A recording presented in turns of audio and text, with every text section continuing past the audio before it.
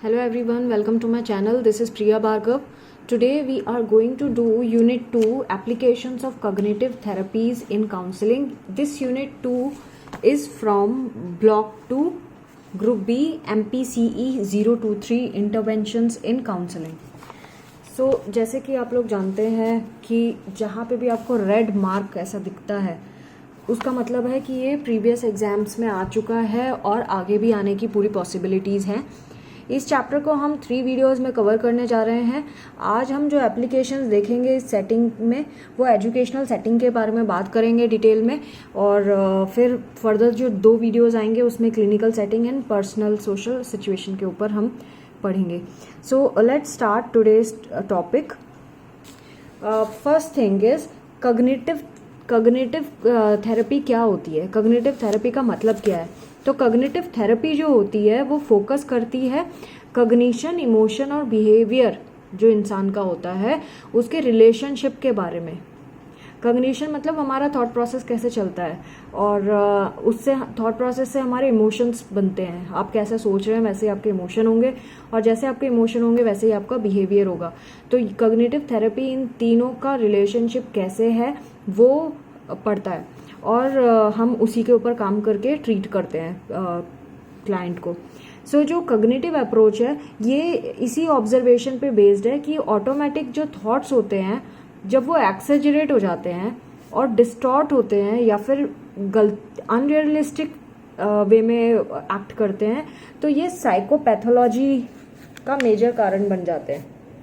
Psychopathology मतलब कोई भी साइकोलॉजिकल डिसऑर्डर जो होता है वो साइकोपैथोलॉजी में आता है जिसे हम डायग्नोस कर सकते हैं. तो अब जब हमारे थॉट प्रोसेस ही बेकार तरीके से हम सोच रहे हैं, निगेटिव वे में सोच रहे हैं, हम गलत सोच रहे हैं, अनरियलिस्टिक वे में सोच रहे हैं, तो ऑब्वियसली कोई डिसऑर्डर, मेंटल डिसऑर्डर होने की चांसेस बढ़ जाती हैं.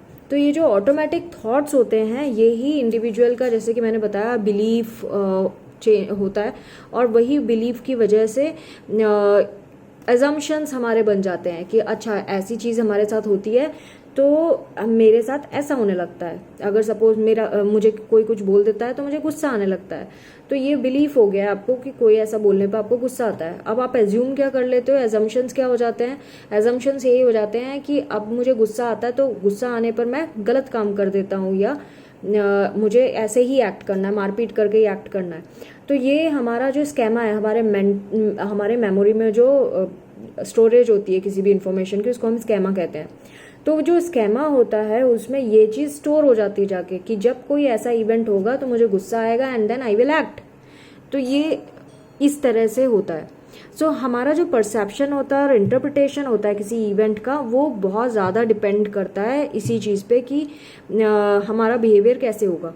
तो जब इरेशनल थॉट्स होते हैं या एजम्पशंस होते हैं वो ही शेप करते हैं कि हम किस तरह से सिचुएशन को हैंडल करने वाले हैं, और अपने एक्सपीरियंस के बेसिस पे ही हम एक्ट करते हैं. तो ज़रूरी ये है कि इरेशनल थॉट्स को हम चेंज कर दें.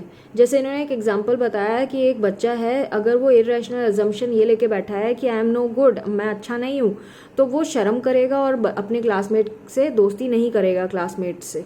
तो जब वो दोस्तों से दोस्ती नहीं करेगा, उसको कोई फ्रेंड्स नहीं बनेंगे, तो उसका एजम्पशन और स्ट्रांग हो जाएगा कि भाई मैं तो गंदा हूँ इसलिए मेरे फ्रेंड्स नहीं है. Now coming to negative thoughts, और जो फीलिंग्स होते हैं, निगेटिव फीलिंग्स होते हैं किसी पर्टिकुलर सिचुएशन में या सर्कमस्टेंसेस में, उससे क्या होता है, उससे हमें डिप्रेसिव फीलिंग आती है और इनएक्शन होता है. मतलब हम एक्ट ही नहीं करना चाहते, हम डिप्रेस रहते हैं, हम बिल्कुल हिलना ही नहीं चाहते अपनी जगह से, इस तरह से होने लगता है, और किसी भी चीज़ में इंटरेस्ट नहीं लेते. अब ये जो डिप्रेसिव फीलिंग या फिर डिप्रेसिव मूड है वो उसकी वजह से क्या होता है, निगेटिव थॉट्स इंडिविजुअल के अंदर पैदा होना शुरू हो जाएंगे. देखिए कैसे हुआ, थॉट से फीलिंग आई, फीलिंग से फिर थॉट्स आए और सारे नेगेटिव. सो ये विशियस जो साइकिल है, विशियस मतलब जो कंटिन्यूएशन में चली जा रही है, वो चलती रहेगी क्योंकि thought and emotion, emotion and thought, इस तरह से कंटिन्यूसली होता रहेगा.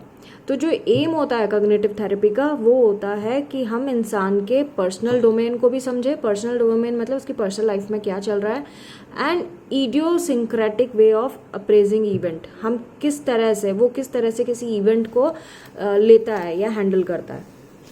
Now coming to applications in different, ये तो था हम कग्निटिव थेरेपी क्या होता है, कग्निशन का क्या मतलब होता है।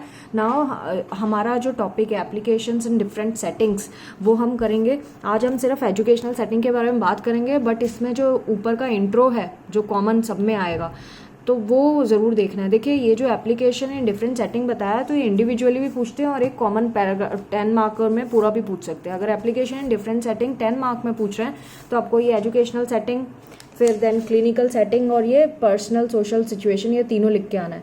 लेकिन अगर इंडिविजुअल भी ऐसे आ जाता है कि एजुकेशनल सेटिंग का बताइए कि कैसे होता है, एप्लीकेशन क्या है एजुकेशनल सेटिंग में, या फिर ऐसा भी आ देखिए क्लिनिकल सेटिंग में भी मार्क है, यानी ये भी पहले आ चुका है, ठीक है। पर्सनल वाले में भी पूछ चुके हैं ये, तो इस तरह से ये पूछ सकते हैं। ये देखिए पर्सनल सोशल सिचुएशन, इसमें भी ये पूछ सकते हैं।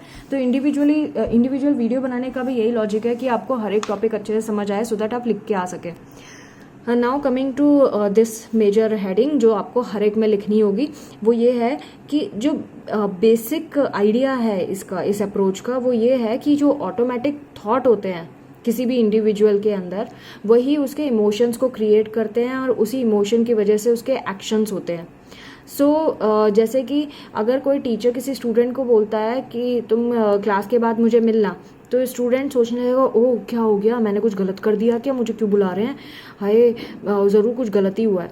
तो उसने एज्यूम कर लिया, उसको नहीं पता टीचर ने हो सकता है अप्रिशिएट करने के लिए बुलाया हो, लेकिन वो बच्चा क्या सोच रहा है, हाय मैंने ज़रूर कुछ गलत किया है। तो वैसे ही वो बिहेव करेगा, जब जाएगा तो डर डर के जाएगा, डरने के बाद घबराएगा वहाँ पे, और हो सकता है गलती से कुछ गलत एक्शन भी कर दे डर के मारे कि यार चलो ठीक है डांटी पड़नी है ना, एक और गलत काम कर देता हूँ। So this is how our thought process acts. तो कॉग्निटिव थेरेपी जो होती है ये कोशिश करती है कि क्लाइंट का जो फोकस है वो इर्रेशनल थॉट्स और बिलीव्स के ऊपर लेके आए और उसको मॉडिफाई करने में हेल्प करे। ज़्यादातर इलॉजिकल या इर्रेशनल थॉट्स जो होते हैं वो हमेशा हमें उसको लेट गो करना चाहिए, मतलब हमें उसको जाने देना चाहिए, और उसके ऊपर अगर हम एक्शन करें, अगर हम उसके ऊपर एक्शन करके अपने बिहेवियर पे नोटिस करें तो प्रॉब्लम सिचुएशन कभी नहीं आएगी। इसमें एक और मेथड बताया, एक और चीज़ बताई है कि OCD ऑब्सेसिव कंपल्सिव डिसऑर्डर के बारे में बताया है कि एक नॉर्मल इंसान क्या करता है, जब उसके अंदर कोई गलत थॉट आता है तो वो सोचता है कि लेट इट बी, कुछ एक्शन नहीं करना, बैठ के सोचो क्यों हो रहा है, ऐसा क्यों हो रहा है। OCD वाले क्या करते हैं, OCD वाले उसी थॉट के ऊपर कंटिन्यूएशन में सोचते रहेंगे, इरेशनल थॉट प्रोसेस उनके अंदर क्रिएट होने लगेगा, वो चिंता करने लगेंगे, बहुत ज़्यादा परेशानी हो जाएगी और उसको जाने नहीं देंगे अपने दिमाग से। तो ये फ़र्क होता है एक साइकोपैथोलॉजी में और एक नॉर्मल थिंकिंग में। जो कॉग्निटिव थेरेपी होती है इसका एम यही होता है कि क्लाइंट को उसके डिसफंक्शनल थॉट से अवेयर कराए और उसको चेंज करने में एक एक्शन ले। So now coming to educational setting. Educational setting में ये कॉग्निटिव थेरेपी ये बहुत इंपॉर्टेंट है। जो टीचर्स हैं, जो एजुकेशन डिपार्टमेंट में है, वो किस तरह से इस पर एक्ट कर सकते हैं, उनके लिए ये टॉपिक जानना बहुत ज़रूरी है। जैसे एकेडमिक प्रेशर जो बच्चों पे आता है या एकेडमिक एक्टिविटीज़ होती है जो टीचर्स को डील करना होता है बच्चों के साथ, जब तो वो क्या देखते हैं बच्चों में, वो बच्चों के बिहेवियर, स्टूडेंट का बिहेवियर सबसे इम्पॉर्टेंट चीज़ होती है जो जिसको डील करना पड़ता है टीचर्स को। तो स्टूडेंट्स क्या क्या काम करते हैं, क्या गलत काम कर लेते हैं ऐसा जो टीचर परेशान होते हैं, जैसे कि उनका मिसकंडक्ट आप देखेंगे, बदतमीजी से पेश आना, देन उनका एग्रेशन, एक दूसरे से लड़ाई झगड़ा करना या टीचर से ही बदतमीजी से बात करना एग्रेशन में, डिसओबीडियंस, बात नहीं मानना, डिसरेस्पेक्ट करना अथॉरिटी का, पूरे स्कूल की बेइज्जती कर देना, बम फोड़ देना क्लास में, स्कूल के अंदर, या किसी कुछ और गलत काम कर देना। देन हाइपर एक्टिविटी, जो बच्चे हाइपर एक्टिविटी डिसऑर्डर के शिकार होते हैं वो सारे टाइम उछलते ही रहेंगे, क्लास में बैठेंगे नहीं, ना खुद पढ़ेंगे ना दूसरों को पढ़ने देंगे। इन अटेंशन भी वही है कि ध्यान नहीं लगाना क्लास में, गप्पों में, शैतानियों में ध्यान लगाना।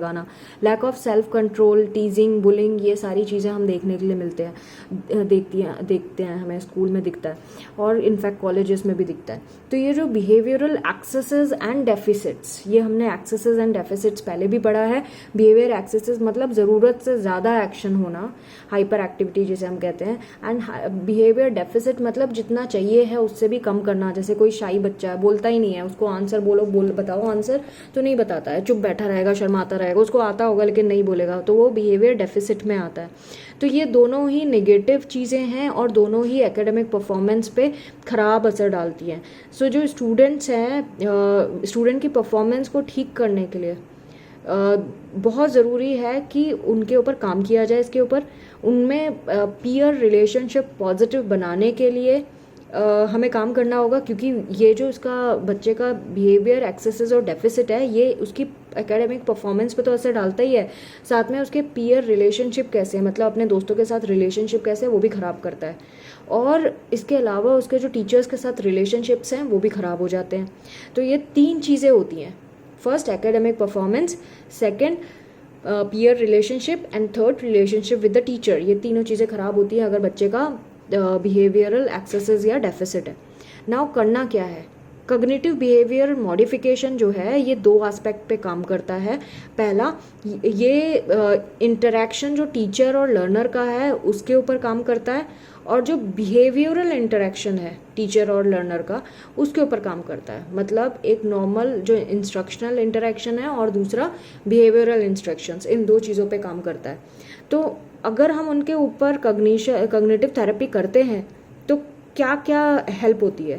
पहला, इंक्रीज होता है उसके एकेडमिक ग्रेड पे जब वो अडॉप्ट कर लेता है अच्छी स्टडी हैबिट्स। दूसरा, उसका सेल्फ कॉन्फिडेंस बढ़ता है जब वो सारे ग्रुप के बीच में बोलना शुरू करता है, बोलना सीखता है। उसकी सोशल स्किल्स बढ़ती हैं जब वो सोशल गैदरिंग में इंटरेक्ट करता है लोगों से। फिर हेल्दी एक्सरसाइज प्रोग्राम हम फॉलो करवा सकते हैं। अनहेल्दी पैटर्न जो ईटिंग का है, खाना जिस गलत हैबिट्स होती है जंक फूड खाने की, उसको हम ठीक करवा सकते हैं कॉग्निटिव थेरेपी से। देन हम उसका जो अब्यूजिव लैंग्वेज यूज़ करने का है उसको डिक्रीज करा सकते हैं, और उसका जो टेस्ट एग्जाम्स को लेकर एंजाइटी होती है उसको भी हम रिड्यूस करा सकते हैं कॉग्निटिव थेरेपी से। जो डिफरेंट स्ट्रैटेजीज हम यहाँ यूज़ करेंगे वो कौन कौन सी हैं? सेल्फ मैनेजमेंट जो बहुत ज़्यादा प्रोमिनेंट है, applied behaviour analysis, positive behavioural support, then behaviour modification and therapy. ये स्ट्रैटेजीज हैं जो यूज़ की जा सकती हैं इसमें। एक कॉग्निटिव बिहेवियरल इंटरवेंशंस, CBI जिसे कहते हैं, सेंट्रल ब्यूरो ऑफ इन्वेस्टिगेशन नहीं है ये है कॉग्निटिव बिहेवियरल इंटरवेंशंस। तो ये जो कॉग्निटिव बिहेवियरल इंटरवेंशंस है, ये अप्रोच जो है वो टीचर्स के लिए होती है, सो दैट बच्चों का जो बिहेवियरल डेफिसिट एंड एक्सेसेस हैं उसको ठीक किया जा सके, उस पर काम किया जा सके। सो कैसे करते हैं? इसके जो टूल्स होते हैं इसको कंट्रोल करने के बच्चे के बिहेवियर के लिए, वो है कि जो ये CBIs है, नॉट अगेन CBI जब मैं बोलूँ तो आप वो सेंट्रल ब्यूरो ऑफ इन्वेस्टिगेशन ना समझे, इसका मतलब है कॉग्निटिव बिहेवियरल इंटरवेंशंस। तो CBI जो है वो इन्वॉल्व करती है कि टीचर जो है इनर टॉक मतलब इनर स्पीच मतलब सेल्फ टॉक, जो खुद से बात करते हैं जब हम उसको यूज़ करवाएं बच्चों से, सो दैट वो अपने अंडरलाइन कॉग्निशन है उसके ऊपर काम कर सके, उसको मॉडिफाई कर सके, और जो ओवर्ट बिहेवियर है, मतलब जो लोगों पे बदतमीजी की जा रही है, लोगों को तंग किया जा रहा है, वो ठीक किया जा सके। तो ये जो थेरेपीज होती है ये इंटरनलाइजेशन ऑफ सेल्फ स्टेटमेंट्स, ये फंडामेंटल है इसमें, सेल्फ कंट्रोल के ऊपर, माल अडेप्टिव सेल्फ स्टेटमेंट के ऊपर और डेफिसिट्स के ऊपर। तो बच्चे को ये बोलते हैं कि अगर कोई इंसिडेंट हुआ है आपके साथ तो आप पहले अंदर अपने आप से क्वेश्चन करो कि अच्छा मेरे साथ ये हो गया, अब मुझे क्या करना चाहिए, मुझे किस तरह से सोचना चाहिए, अभी मुझे इस चीज़ पे गुस्सा आ रहा है लेकिन मैं कुछ ऐसा नहीं करना चाहता जिससे कुछ और चीज़ें गलत हो जाएं। तो इस तरह का जब सेल्फ टॉक होता है खुद से, तो बच्चा डिसाइड कर पाता है कि क्या सही है और क्या गलत। तो ये हमें बताना बहुत ज़रूरी है बच्चे को कि कैसे करना है। तो निगेटिव बिलीफ जो बच्चे के होंगे वो ठीक होना शुरू हो जाएंगे खुद के बारे में, और वो उसके चाइल्ड के बिहेवियर पे बहुत सिग्निफिकेंटली असर डालेगा, उसके एग्रेशन के ऊपर भी। कैंडल अभी भी हैं, he is there in USA, और इन्होंने बहुत काम किया है साइकोलॉजी में, एंड अगर जो लकी हैं वो इनसे मिलते भी होंगे। He is quite old, 83 I think, so but people are lucky who can meet him. So ये जो कैंडल है इन्होंने 1993 में कॉग्निटिव बिहेवियरल टेक्निक्स बताई थी, सो दैट सोशल डेफिसिट्स को हम ठीक कर सके। जो भी सोसाइटी में कमी है लोगों में, लोगों से इंटरेक्ट करने पर जो लोग नहीं कर पाते, जो शाई हैं, उनके लिए है ये कि इसमें हम क्या करते हैं, बिहेवियरल, इमोटिव, कॉग्निटिव और डेवलपमेंटल स्ट्रेटजीज हम यूज़ करते हैं। किस तरह से? रिवार्ड के थ्रू, मॉडलिंग के थ्रू, रोल प्ले के थ्रू या फिर सेल्फ इवेल्युएशन के थ्रू। आपको ये चीज़ पता होगा, रिवार्ड का मतलब कोई अच्छा काम सिखाने के लिए हम बच्चे को गिफ्ट दे देते हैं तो वो ये काम रिपीट करेगा। मॉडलिंग मतलब कोई पॉपुलर है जो ऐसा उसी की एज ग्रुप का या उसके आसपास का और वो उससे इन्फ्लुएंस्ड है तो उसको वो दिखा सकते हैं, देखो आपके जैसा ये कितना अच्छा कर रहा है, आप भी ऐसे बेहतर कर सकते हो, ऐसा करके। देन रोल प्ले में हम एक्ट करवा के उनसे करवा सकते हैं, अच्छा एक्शन, बुरा action, negative, positive. And then self evaluation, self talk, खुद के ऊपर काम करे, खुद की एक्टिविटी पे ध्यान दे, जैसे अभी थोड़ी देर पहले मैंने एक एग्जांपल दिया था, इस तरह से। तो सीबीआई जो है इनकॉर्पोरेट करती है बिहेवियरल थेरेपी, जैसे कि मॉडलिंग, फीडबैक, रीइंफोर्समेंट, इस तरह से, एंड कॉग्निटिव मीडिएशन भी, थिंक अलाउड जिसे कहते हैं। ये सारे जो टेक्निक्स है ना, ये हम आगे पढ़ेंगे कुछ चैप्टर्स में। So you need not to worry कि भाई ये क्या टॉपिक आ गया, हमें तो पता नहीं है ये कौन से टर्म्स यूज़ हो रहे हैं, ऐसा कुछ नहीं है, बहुत ईजी है। जब हम पढ़ेंगे तो आपको पता चल जाएगा, बहुत ही आसान चीज़ें हैं। कुछ तो मैंने अभी शॉर्ट में बता ही दिया आपको। जब हम सोचते भी हैं ना किसी चीज़ के बारे में, उसको बोलते हैं थिंक अलाउड। उसके बारे में डिटेल्ड सोचना किसी चीज़ के। तो कॉग्निटिव मीडिएशन से हम कर सकते हैं, इससे जो क्लाइंट है वो तरह तरह की प्रॉब्लम को डील करने और सिचुएशन को हैंडल करने में मदद मिलती है क्लाइंट को। तो ये जो इसमें एक और इन्होंने बताया, कॉग्निटिव स्ट्रैटेजीज जो होती हैं उसमें हम ये सिखाते हैं हाउ टू थिंक। जैसे अभी एजुकेशन सिस्टम में व्हाट टू थिंक होता है, तो व्हाट टू थिंक की बजाय हमें सिखाना चाहिए हाउ टू थिंक, कैसे सोचना है, क्या सोचना है ये नहीं, कैसे सोचना है। ये बहुत ज़रूरी है कि किस तरह से किसी चीज़ को हैंडल करना है। तो वर्बल सेल्फ रेगुलेशन जो है सेल्फ टॉक से आ जाता है कि हमें मुंह से क्या निकालना है और क्या नहीं निकालना है, और इसे हम इफ़ेक्टिवली यूज़ कर सकते हैं। और ये मैरिटल प्रॉब्लम्स पे भी यूज़ हो सकती हैं, फैमिली डिस्टर्बेंसेस में भी यूज़ की जा सकती हैं स्कूल के अलावा। तो सेल्फ टॉक बहुत इंपॉर्टेंट है, जैसे कि मैं पहले बता चुकी हूँ, तो मैं ये सारी चीज़ें रिपीट नहीं करूँगी। मैंने एक एग्जांपल ऑलरेडी दे दिया, हम आगे बढ़ेंगे। ह्यूग्स एंड हॉल ने पॉइंट आउट किया था कि कॉग्निटिव बिहेवियरल अप्रोच जो है इसको यूज़ किया जा सकता है बच्चों की लर्निंग एंड एडजस्टमेंट प्रॉब्लम को हैंडल करने के लिए। तो जैसे कि किस तरह की adjustment and learning problem, impulsivity, then depression, then anxiety, then interpersonal problem solving, effects of mild handicaps, problems with arithmetic and reading। ये वाली सारी प्रॉब्लम्स जो हैं ये हम सॉल्व कर सकते हैं कॉग्निटिव बिहेवियरल अप्रोच से। जैसे कि कोई स्टूडेंट है वो इनअटेंटिव है, इम्पल्सिव बिहेवियर शो करता है, कॉग्निटिव बिहेवियरल थेरेपी में हम उससे एक कॉन्ट्रैक्ट करवाएंगे, कॉग्निसेंस कॉन्ट्रैक्ट, जो स्पेसिफाई करेगा कि कौन कौन से ऐसे रेस्पॉन्सेज हैं जिस पे उसको काम करना है और सेल्फ टॉक करके उसको रोकने की कोशिश करना है इम्पल्सिव बिहेवियर। एक और इसमें एंगर मैनेजमेंट की बात की है, एंगर कोपिंग प्रोग्राम जिसे कहते हैं।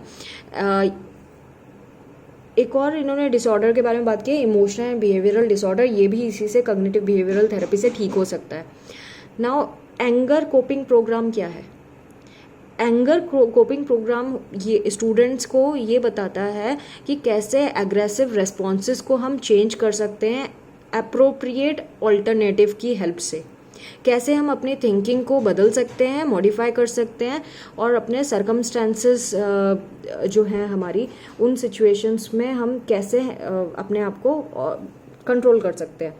तो इंस्ट्रक्शंस जो हैं वो स्टूडेंट्स को हेल्प करती हैं डेवलप करने में अपनी इस हैबिट को, इवेलुएट करना अपने एक्शन को और सिलेक्ट करना अप्रोप्रिएट ऑल्टरनेटिव। सो इसमें जो सेल्फ अवेयरनेस बहुत ज़रूरी है। जब हम इसमें एंगर कोपिंग प्रोग्राम की बात कर रहे हैं तो एंगर कोपिंग प्रोग्राम में हम सेल्फ अवेयरनेस बहुत ज़रूरी है, उसको बढ़ाते हैं हम, स्टूडेंट को हेल्प करते हैं आइडेंटिफाई करने के लिए कि ऐसी कौन सी चीज़ें हैं जो उसको इन्फ्लुएंस कर रही हैं पॉजिटिव या नेगेटिव वे में। देन उसको बताते हैं कि क्या क्या कैसे उसको आइडेंटिफाई करना है प्रॉब्लम सिचुएशन को, और किस तरह से उसको, किस टेक्निक से उसको आइडेंटिफाई करके, इवेलुएट करके और ऑल्टरनेटिव सोल्यूशन पे एक्ट करना है सोशल सिचुएशन में। ये सारी चीज़ें हम उसमें सिखाते हैं। तो ये स्टेप बाय स्टेप इन्होंने बताया है कि कैसे कैसे हम बता सकते हैं स्टूडेंट को, कैसे उसको सीक्वेंशियल स्ट्रैटेजी करनी है। ये बहुत इंपॉर्टेंट है। फर्स्ट है stop and think before acting. सबसे पहले रुको, अगर कोई इंसिडेंट होता है उसके बारे में सोचो। तो स्टूडेंट को पढ़ाया जाता है कि कैसे एग्रेसिव रेस्पॉन्सेस को रोक के रखना है, और अंदर कोवर्ट स्पीच मतलब मन में बात करना, कोवर्ट स्पीच से, थॉट प्रोसेस से अंदर बात करके ये डिसाइड करना कि इस सिचुएशन में मुझे क्या परेशान कर रही है चीज़। Then identify the problem. जो स्टूडेंट है वो उसको डिस्टिंग्विश करना है डिफरेंट प्रॉब्लम सिचुएशन को, उसके डिफरेंट एस्पेक्ट्स को, कि भाई इस प्रॉब्लम ने मुझे परेशान किया है और कौन कौन सी प्रॉब्लम्स हैं इस सिचुएशन में जो मुझे परेशान कर रही हैं।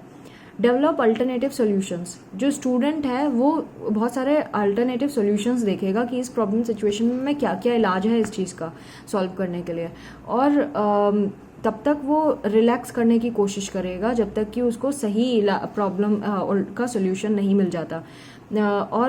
और उस प्रेजेंट सिचुएशन से बचने के लिए या तो वो रिलैक्स करेगा खुद को डीप ब्रीदिंग से, या फिर वो अवॉइड करेगा प्रोवोकेट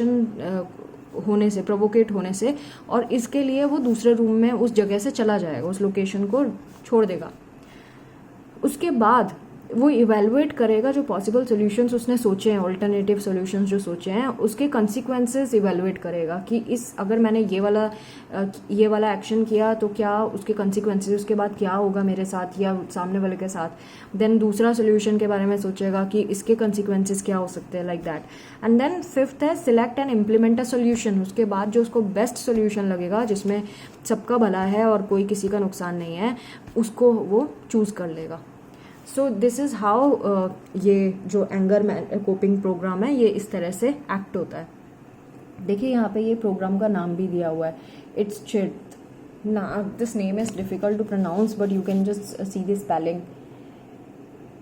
सो नाउ थोड़ा सा ये टॉपिक बचा है यहाँ पे। कॉग्निटिव बिहेवियरल इंटरवेंशंस जो होते हैं ये बहुत टीचर्स के लिए हेल्पफुल है, स्टूडेंट्स के लिए को मॉडिफाई करने के लिए, सक्सेसफुली अपने बिहेवियर को कंट्रोल करने में बहुत हेल्पफुल है।